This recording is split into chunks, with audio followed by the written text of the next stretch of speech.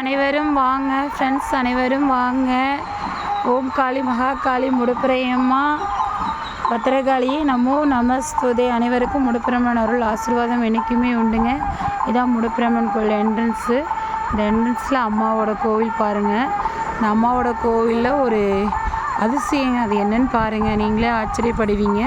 இங்கே பாருங்கள், இது லெஃப்ட் சைடுங்க.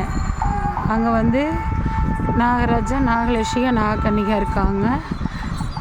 இது அம்மா நேராக உக்ரஸ்வரூபிணிங்க. உக்ரஸ்வரூபிணிக்கு சைடு ஆப்போசிட்டில் சோத்துக்கை சைடு ஒரு ஆலமரத்தோட ஒரு விஷயத்தான் உங்களுக்கு இப்போ நான் சொல்ல போகிறதுங்க. இந்த ஆலமரம் சக்தி வாய்ந்த ஆலமரங்க. எல்லா ஊர்லேயும் ஆலமரம் 20 வருஷம் 30 வருஷம் கழித்து தான் காய்க்கும், விழுது போடும். இந்த மரம் 5 வருஷம் தாங்க ஆகுது. 5 வருஷத்துக்குள்ளே இந்த மரத்தோட முகத்தை பாருங்கள், விழுது போட்டு பழம் பழுத்துருக்குங்க. அந்தளவுக்கு இந்த ஆலமரத்துக்கு சக்திங்க. அம்மாவோட சக்தி ஆலமரத்துக்கு கொடுத்துருக்காங்க. இங்கே பாருங்கள், ஆலமரத்தோட காய்ங்க. இது காய். இங்கே பாருங்கள், விழுது. இதெல்லாம் ஆலமரத்தோட ஒவ்வொரு இதழ்கள், ஒவ்வொரு இதெல்லாம் இருக்குது பாருங்கள், எப்படி இருக்குன்னு பாருங்கள். இதெல்லாம் ஆலமரத்தோட சக்திங்க.